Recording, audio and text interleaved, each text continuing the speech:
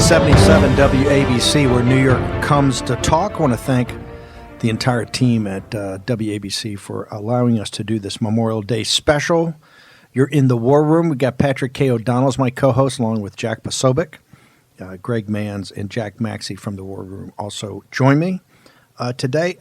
Patrick, I want to go back for a second to Arlington and talk about walk us through how did they do.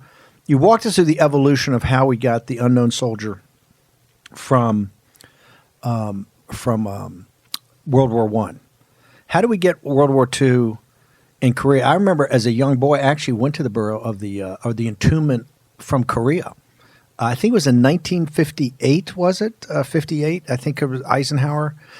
We lived up in D.C. at the time, or in the Maryland side. My dad took my older brother, myself. I remember I was tiny. I was 4 or 5 years old to go. But how did they actually select World War II in the Korean War? A similar process, Steve, where they had a number of bodies that were unknown, and then they chose somebody to select the individual again. It wasn't quite as elaborate as the ceremony at Shalom's, but I've had the honor of meeting some of the men that the last surviving body bearer for the Korean War unknown soldier, is really an extraordinary individual named Rozier, and he is a Medal of Honor recipient that was in Korea, and I interviewed him personally. He came to the Tomb Guard reunion that I attended as an honored guest about 2 years ago, and he's extraordinary. He fought off over 30 Chinese soldiers in his foxhole. Burned out an M2 carbine, fully automatic carbine, fighting off several waves of Chinese soldiers that attacked. Really quite extraordinary story. Because of the advances in medicine, it's harder and harder. The entombment of the Korean War veteran was it 1958 or 59? I think it was 58. Might have been 57, but was Memorial Day weekend. I remember as a little boy, it was very hot. The one thing I remember is the howitzers, the guns. They had it from the time they took the body. I think laid in state at the Capitol, where we first saw it, and it went by Quezon to across Memorial, all the way down and across Memorial Bridge. I just remember as a little boy that I think they fired the howitzers the entire time. It was I just remember as a little kid, it was like incredibly moving. And that was Memorial Day. I think it was 57 or 58. But we've never had one from Vietnam, and I know they tried to do it. Walk through the difficulty we've had as forensics has become more sophisticated about actually being able to select someone as an unknown soldier that could go into the tomb. There will never be another unknown soldier thanks to mitochondrial DNA analysis. So that'll never happen again. And the story of the Vietnam unknown soldier is quite an interesting one. There was a unknown soldier for the Vietnam War initially. He was a pilot, and the family of that individual strongly protested that they felt that was their son that was in the unknown grave, and they were able to push an investigation, and a DNA analysis did determine that he was was their son, and he was taken out of the tomb and then reburied in a grave. And what year did that happen? That was in the 80s that occurred. Wow, and you're saying because of advances in DNA, well, that's it's actually positive because it's terrible when you don't know what's happened to your loved ones. Jack, I want to bring you in here now, and Jack Maxey also. Tell me memories you've got of at being at military cemeteries, of being at military funerals, at honoring the dead? Well, actually, one of my last deployments in the military was for a task force that focused on East Asia.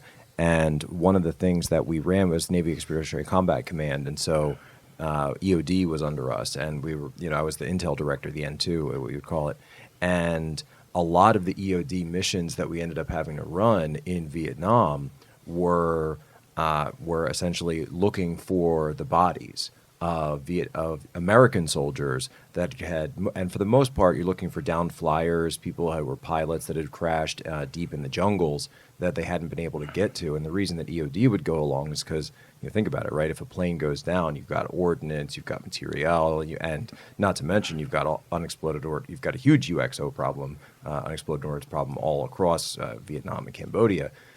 Because of the war, and so still today, absolutely. And so bring it, and not to mention the base as well, Cam Ranh Bay. That's one of the biggest issues that they have. And so actually going in, but realizing that there's such a massive DoD program that still exists to this day of identifying, tracking down, and finding every single one of these bodies of these men, these boys, that were sent over, that were shot down, no matter how deep in the jungle it is, no matter how many years it's been, we're still fighting to get these back. This is one of the big issues that that Trump actually raised with North Korea in terms of returning a war dead, because they had some of the bodies there, and it's fantastic and it's incredible and very important, I think, as well, that DoD maintains this program, because that sends a message not just to everybody else who sends up and serves, but every single person in this country and in the world, that we don't let people get left behind. Yeah, it's interesting. I went with a group of survivors to Iwo Jima about 12 years ago, and what an incredible experience that was. And one of the very moving things I did, I made friends with one of these Marines, an older guy, and we flew out to Maui to see where he had trained, and went and looked at all the places that he'd been. And then we went and spent a whole day in the Memorial to the Pacific, the graveyard there in Oahu, and really just an unbelievable terraced valley of the dead looking out over the Pacific Ocean. And what it does to me is it makes me feel a heightened sense of responsibility, a heightened sense that I owe an obligation to these vaunted dead to do right by them. And I feel it every day. I mean, I love to ask Patrick about it. One of the places that we used to go as a child, and I was surprised. I looked at the break. I didn't realize it was created in 1954, was the Tomb of the Unknown Soldier of the Revolutionary War, which is several hundreds, I think even 1,000 dead are buried in Washington Park in Philadelphia. And I even put it as my quotation in my yearbook, and it says, written above the tomb, it says, "Freedom is the light for which many men have died in darkness." Why, Patrick? The question: Why is the unknown from the Revolutionary War? Why are they not buried at Arlington? This is a big issue, Steve, and I'm glad that Jack brought it up and you brought it up. We do an excellent job of bringing back remains of our soldiers from places as obscure as New Guinea in the jungles there to Vietnam and Korea. But inside the United States, there still needs to be work done. In fact, I wrote Washington's Immortals because of that. I found, serendipity again. It's 2010, and I was with the battalion commander of 3-1. And we were looking around Greenwood Cemetery in and around the alleys there, and found a rusted old sign that said, "Here lie 256 Continental soldiers, Maryland heroes." Somewhere up there is a mass grave of these Revolutionary War soldiers that still needs to be investigated. And there's dozens of sites like these, as Jack mentioned, where there are unknown soldiers here in the United States. There's also a massive memorial to all the men in Brooklyn that died on British warships that were imprisoned there and died. There were literally thousands, tens of thousands potentially, that died in imprisonment from disease and starvation and literally just cast overboard. And their bones were left to rot in the bay there, and then they washed ashore. There's a lot of unknown soldiers that still exist inside the United States that need to be investigated and honored.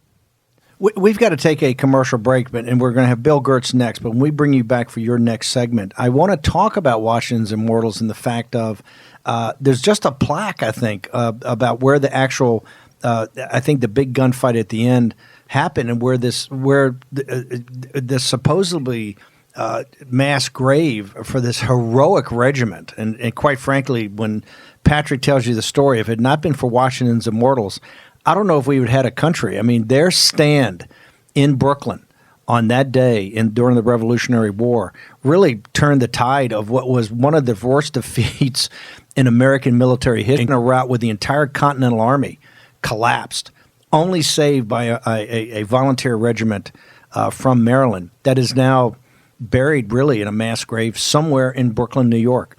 And it shows you how New York City has been the center. You just talked about the prison ships that were in where the Brooklyn Navy Yard is today, but the many thousands of people died on those on the prison ships of disease and starvation. Really, it was horribly treated. This is 77 WABC. This is the Memorial Day special. The War Room, Jack Posobiec, Patrick K. O'Donnell, Greg Manns, Jack Maxey, Stephen K. Bannon. Want to thank the WABC team. They decided to do a special over the weekend, and we jumped right in and said, hey, particularly in this weekend, and particularly in New York City, where this plague, this pandemic has had such a horrific impact, but you can't keep New York City down. You can't beat New York City. It's the greatest city in the world, capital of the known world. And we want to thank everybody at WABC for making this special happen. We're very honored to be able to pull this together and to commemorate it's not a Veterans Day weekend. This is for the honored dead of the American military that have given the ultimate sacrifice for the freedom of not just the United States of America, but for men and women throughout the world. We're going to return with Bill Gertz of the Washington Times. We're going to talk China, the current war we're in, when we return on the Memorial Day special, 77 WABC.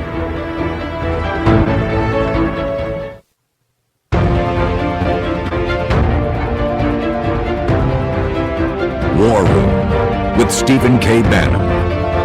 Here's your host, Stephen K. Bannon. Welcome back to the Memorial Day special, 77 WABC, where New York comes to talk, the most powerful, most important platform in all of talk radio. WABC in New York City, New York, the capital of the known world and the center of this tragedy we've had during this pandemic. We're very honored to be doing the Memorial Day special. Wanted to actually have a segment that talked about the war that we're currently in. And this is a hot information cyber economic war by the Chinese Communist Party. And we hope and we pray that it does not slide into a kinetic war. But we posited from day one we're about 1938, and what they've done in Hong Kong over the last week is essentially what Hitler did in Austria. And so if history is any indicator, unless they're stood up to and back down, bad things are going to happen. Jack Posobiec, Jack Maxey, Greg Manns, Stephen K. Bannon, honored to now be joined by Bill Gertz of the Washington Times, one of the top investigative reporters around. So, Bill, give us your thoughts on your latest reporting about the Chinese Communist Party in a hot war that they're engaged with us around Hong Kong and other places. Sure. Basically, I had a really bombshell report this week on a Australian scientific study that for the first time contradicts what has widely been reported in the U.S. Scientific community as well as in the U.S. intelligence community, and that's that there are indications that the coronavirus actually may have been manipulated in a lab. And this was based on some computer simulations of how the virus infects humans. And these scientists came up with an amazing discovery, and that of all the animals that can be affected by this virus, humans are the most easily infected. And this could not have happened through evolution. This had to have happened through some type of manipulation within a laboratory. So this is really a bombshell. Hasn't gotten any coverage other than my piece in the Washington Times, but it's a very, very significant finding. Again, this is a preliminary report. It still has to be peer-reviewed. It's under peer review, but it's a very significant report. Look, in a time when we've lost 95,000 of our fellow citizens, this is obviously not just the story of the decade. I think this is the most important story of the 21st century. And Jack Posobiec, jump in here, and Maxey, Greg. Bill, you've been a student and an investigative reporter about the Chinese Communist Party for decades. And you've been kind of mocked and ridiculed by many of the mainstream, the elites, particularly in the decades when China was looked at as our partner and, Wall Street's financing everything. Given their behavior, and Jack Posobiec, I know you're an intelligence officer and speak Mandarin. Are you pretty shocked by how they're rolling right now in Hong Kong, where they're basically saying, hey, we don't care what the West thinks, we don't care what the United States thinks, and we particularly do not care what Donald J. Trump, the 45th president of the United States, thinks. We're taking over Hong Kong. You want me to take that one? Yeah, go ahead and jump in. Yeah, sure. Okay. Clearly, they're flexing their muscles at a time when the United States is distracted in dealing with both the health and economic crisis caused by the pandemic, and they're going to. I guess that they have already figured out that there are going to be mass protests in the street in Hong Kong, and that there's going to be opposition to this, and they're ready for it. So we're going to see how this unfolds.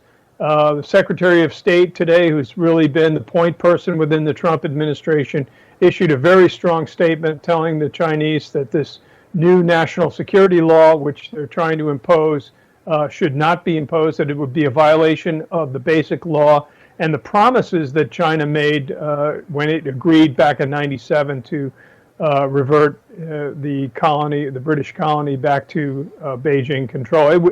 It's really signaling the end of the so-called one country, two systems. And it's been clear that this is what China's been doing.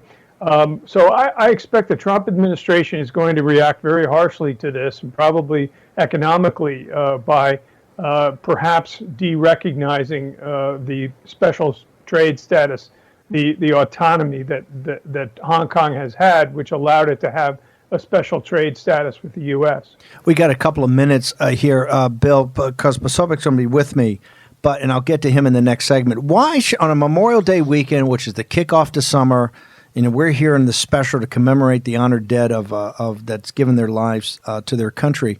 Why should Americans care, Bill Gertz, what's happening in Hong Kong? Why should they care if the Chinese Communist Party in Beijing is going to take it over? What impact is going to have in their life, and why should anybody care? It's a battle. It's the ideological battle between communism and democracy, and we're at the front line, and we're seeing the encroachment under Xi Jinping. The Communist Party of China is on the march globally. They're imposing their will on states around the world, mainly in the developing world. They're doing it through the use of economics. We saw in Taiwan the inauguration of a democratically elected president this week, very significant. That is really important. The U.S. has to fight for democracy. Democracy is not going to maintain and spread by itself. The U.S. has to be willing to stand up for freedom, liberty, fundamental human rights. These are critical rights and freedoms that our fighting men died for so many decades. And now we've got to make sure the Chinese are not going to take that away. And that's their goal. They want world domination, and the only way that they can achieve that domination is by diminishing and ultimately defeating the United States. Now, look, your reporting has been, I think, the best. You were laughed at when you first came out and talked about the Wuhan lab in late January, early February. The Washington Post did a story, Mediaite and all these mocked you. How can people get more access to your writings? What's your Twitter handle, and how do they get access to your story you just did on the lab and all your other writings? Yeah, I have a website. It's called gertzfile.com, and I post all my stories and columns there. Information about my books is there. My Twitter handle is @BillGertz. And again, if you follow that and follow me and go to my website, you're going to find information, solid information, and veteran reporting that you're not going to get from a lot of other news outlets. His book is Deceiving the Sky. It's a must-read if you want to understand about the current war we're in with the Chinese Communist Party. Bill Gertz from the Washington Times. Bill, thank you very much for joining us on the WABC War Room Memorial Day special. We really thank you, sir. Short commercial break. We're in turn with the War Room team and Congressman Jim Banks, another naval officer from Indiana, in a moment on the War Room Memorial Day special.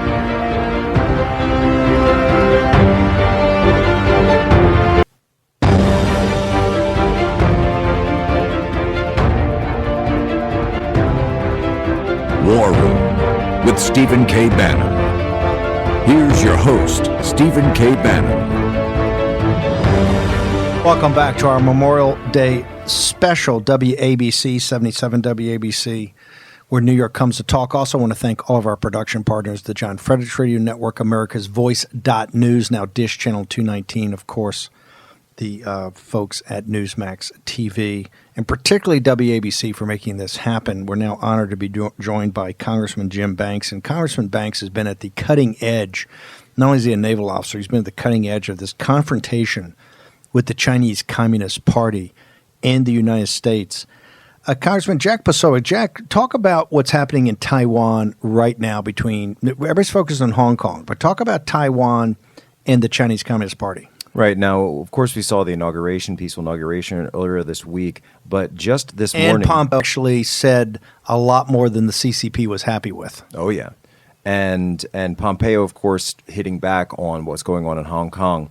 But in a speech that's been kind of unnoticed because of everything that's going on in Hong Kong, all the fireworks there, Chinese Premier Li Keqiang, now he's directly beneath Xi Jinping on the Politburo, in a speech, Li Keqiang, the national policy, sort of State of the Union policy kind of speech that goes on, in referring to Taiwan, there's a set phrase that Chinese leaders always use when they talk about Taiwan. They talk about it as a rogue province. They use the term peaceful reunification. And this is rote, this is memorized, this is every single time they talk about it. They talk about peaceful reunification, and they of course, emphasize one country, two systems, even though they're doing away with that in Hong Kong.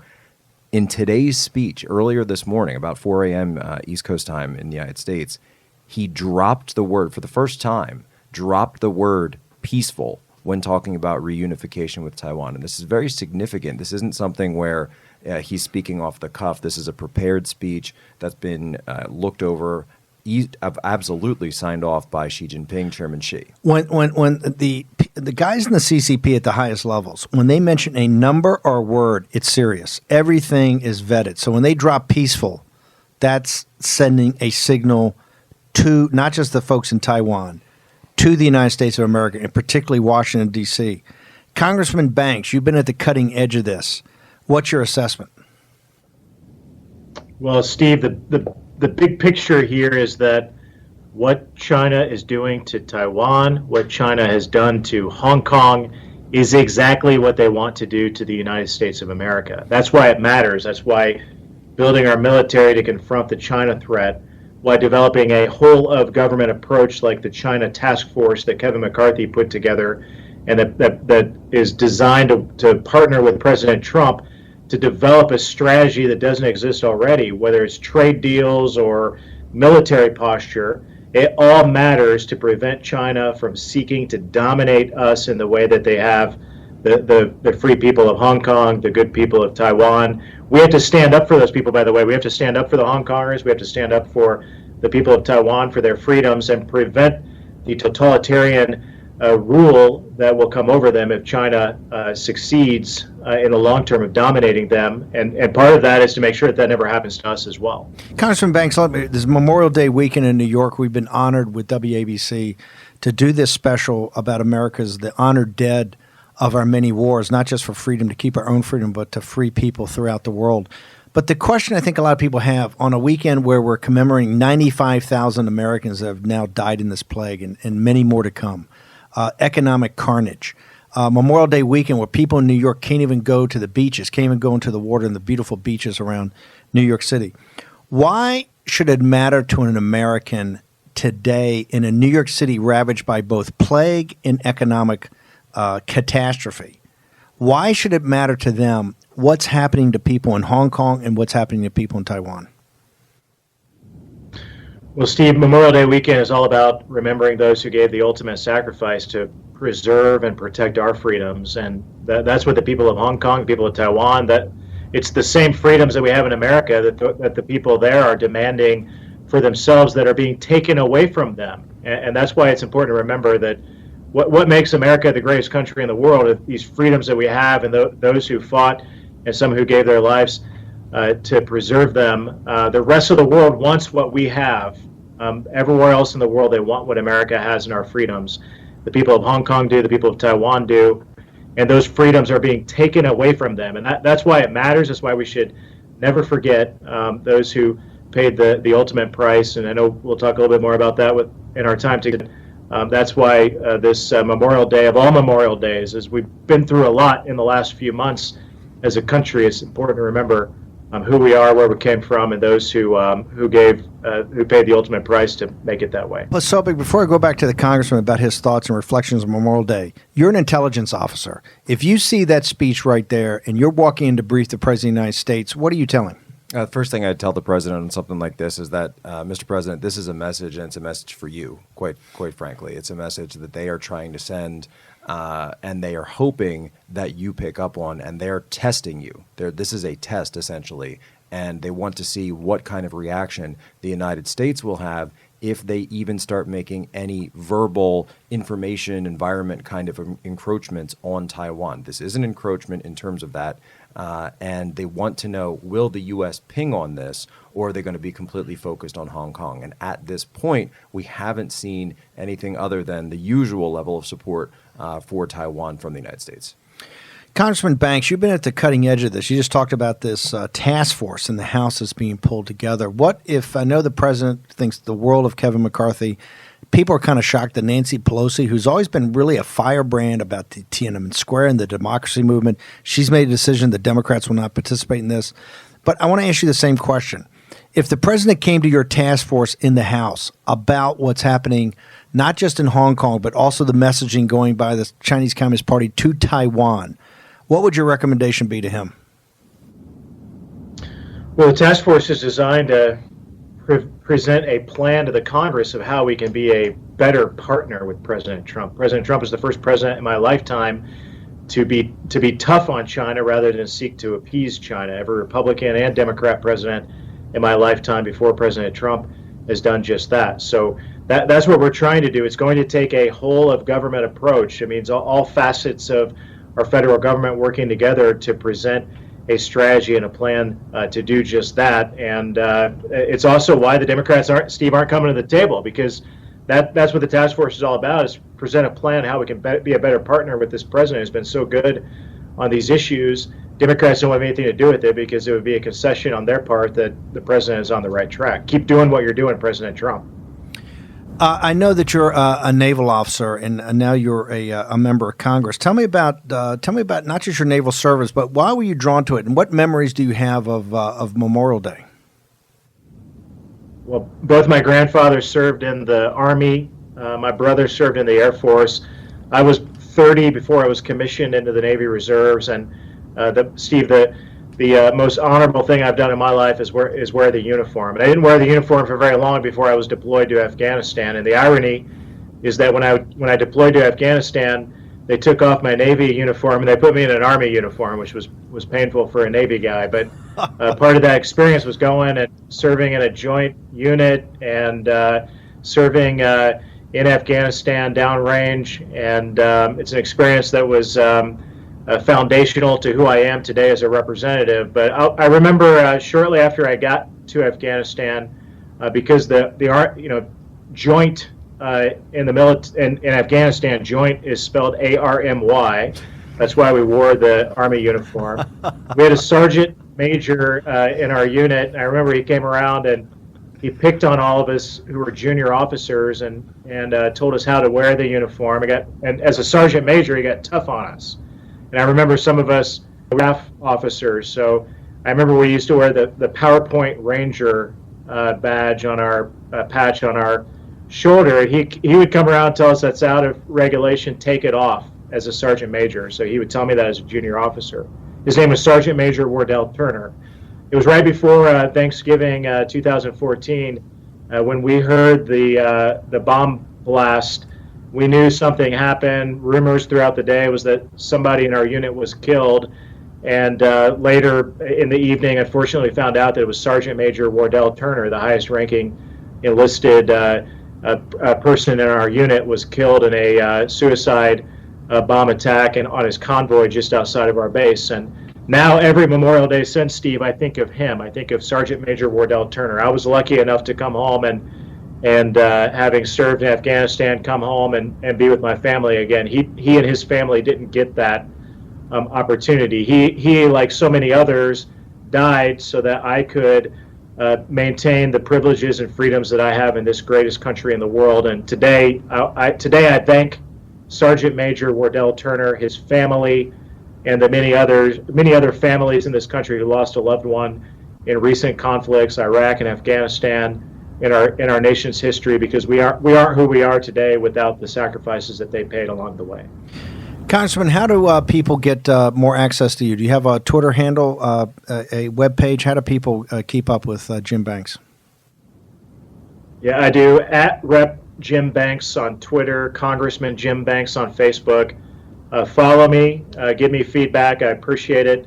It's an honor. It's an honor to serve in such a time as this, Steve. And I can't be a good representative if I don't hear from my constituents and others on how I can do a better job at what I do. Well, I got to tell you, you've been a firebrand, and you've been one of the leaders on this situation about the confrontation of the Chinese Communist Party. I think it was a year ago. This whole thing with the thrift savings program, I think it was legislation that you put up over a year ago in April of 2019 to really get people focused on the situation that. And this is relevant to New York, that it turns out that in the capital markets, we are actually financing the Chinese Communist Party and their companies to the detriment of American entrepreneurs and American companies. You're one of the very first people to get in front of this, and we've had huge movement over the last 2 weeks. I mean, now the president's saying he doesn't want the money in the thrift savings plan to go to finance it. You've just had 100-0 on the Senate floor about delisting and deregistering these companies that don't play by the same rules that the companies in the United States. It's now going to be the House, and I realize that you guys don't control things there, but I know your voice is being heard. But I got to tell you, you've been at the forefront of this, and I think the American people now, as they understand this pandemic, and here we have 95,000 people dead. New York City's been ravaged on Memorial Day weekend.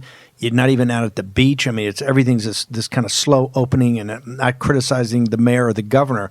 That's just the reality. But this is all driven by the Chinese Communist Party. You've been at the forefront of this. What can the American people expect in the next year or two of the confrontation that's taking place?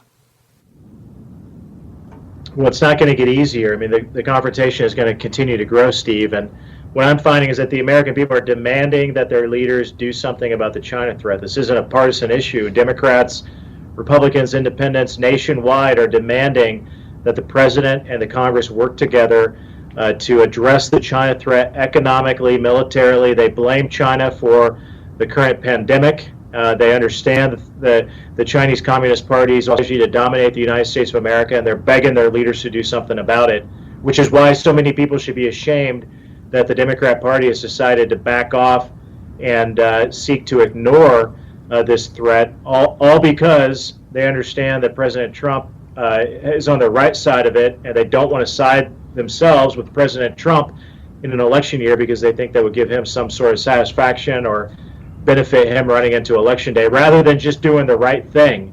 And whether it's federal investments or state pension investments in Chinese military companies, or better trade deals to put the American workers first, or disentangling our supply chain and stopping the VA from buying pharmaceuticals and medical supplies from China.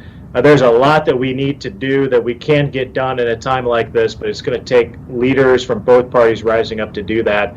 As you said, I want to be one of those leaders, but we need so many more to join the fight. And I see the American people begging their representatives to do that, so I hope that eventually my Democrat colleagues will come to their senses and do what the American people are demanding that they do. Congressman Banks, thank you very much, and really thank you for sharing the story of Sergeant Major Wardell Turner, who gave his life in Afghanistan for his country and for the freedom of all of us and for the Afghan people. I want to thank you for joining the WABC Memorial Day special. Thank you, Steve. Before we go to break, we're going to be joined by Patrick K. O'Donnell. Real quickly, got about 30 seconds. Why did you join Posobiec? Why did you join the Navy?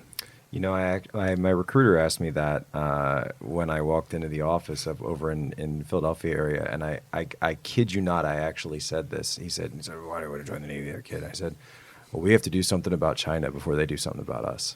Wow, what year was that? That was 2009. And you did not speak. You learned Mandarin at the language school? No. So I had just moved back from China. I was working for China at the American Chamber of Commerce and a couple other businesses over there. So I learned Mandarin living and working in Shanghai, came back, and I said, you know what?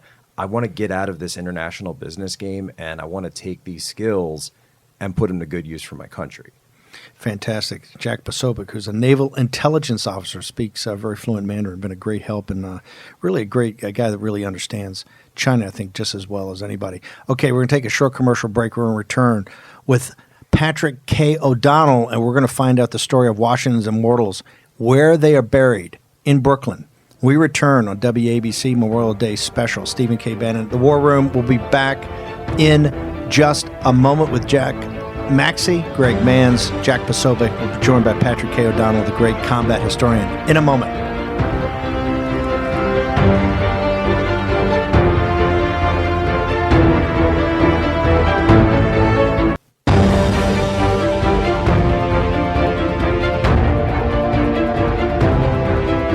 War Room with Stephen K. Bannon. Here's your host, Stephen K. Bannon. 77 WABC, where New York comes to talk. It's WABC, the legendary, most powerful platform in conservative talk, one of the most powerful radio stations in the nation with legendary shows, legendary personalities. I want to thank them for making this Memorial Day special possible for the War Room Posse.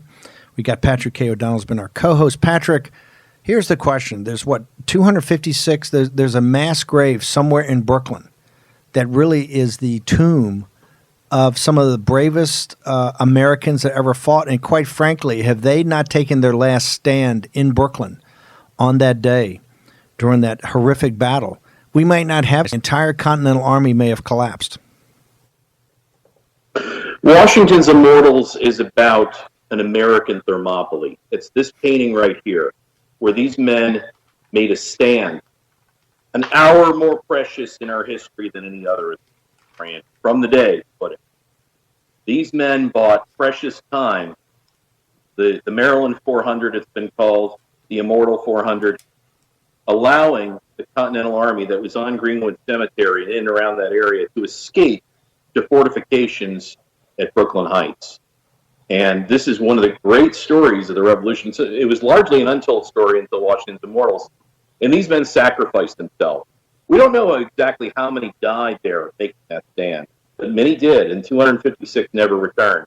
They think that many were also captured and died upon those prison ships that were in New York Harbor and were never seen again. Patrick, we got so there's really an opportunity for some sort of memorial or national park. This is what I want to get to. We got about 2 minutes left. Tell us where the plaque is on a side of a building somewhere in Brooklyn. Where exactly is the plaque to this today? The Michael Raleigh American Legion Post, and there's some suspicion based on archaeological reports, anecdotal reports on legends from the area that there is a mass grave in and around that area. They just don't know where.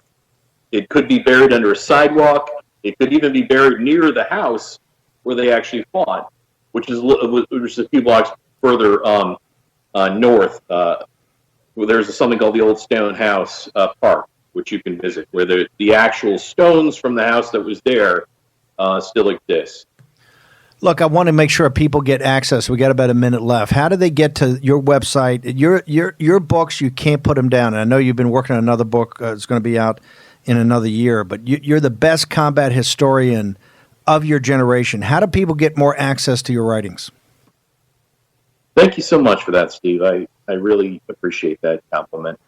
My Twitter handle is combat historian or Patrick K. O'Donnell. All my books are on Amazon. You know what I would say for New York is there is so much history in plain sight in and around you. Greenwood Cemetery, the Old Stone House, Harlem Heights, Washington Bridge. There's so much there that you can see. And what's old is new. What we're experiencing now, it's about ideas. It's about finance, too. So much about the revolution applies to today and what we're dealing with. So it's what's old is new. And we can't understand our present until we understand the past. Patrick K. O'Donnell, thank you for joining us on 77 WABC, the Memorial Day special. Really want to thank you, Jack Posobiec, for taking time away from your family. I know you're a dedicated naval officer. Jack Maxey, Greg Manns, the team that every day runs the War Room. But really want to thank you, Jack, for coming in here and particularly giving your insights on China. Give your Twitter handle. I know your Twitter feed, but particularly all your insights on China. I know you're putting stuff up all the time. Yeah, Twitter, it's Jack Posobiec, JackPosobiec. You can always follow me, OneAmericanNews, OANN.com. Okay, we really want to thank everybody associated with WABC, 77 WABC, one of the great stations, if not the greatest station in the nation, and all the folks in New York City. Our hearts go out to you in this great tragedy we've had, but you can't keep New York down. Stephen K. Bannon, see you back in the War Room.